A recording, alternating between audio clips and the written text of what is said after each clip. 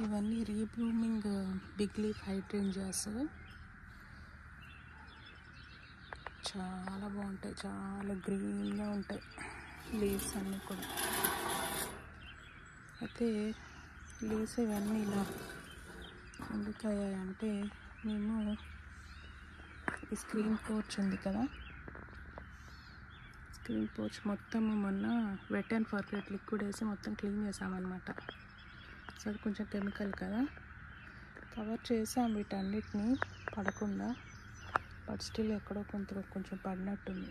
అందుకని కొంచెం లీవ్స్ ఇలా అయ్యాయి.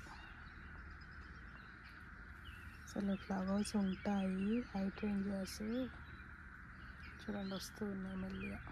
అప్డేట్ చేస్తాను మీకు, చాలా బాగుంటాయి. యాక్చువల్గా నేను ఇంతవరకు ఉంచాను, నా బిజినెస్కి వాడేస్తాను ఇవన్నీ.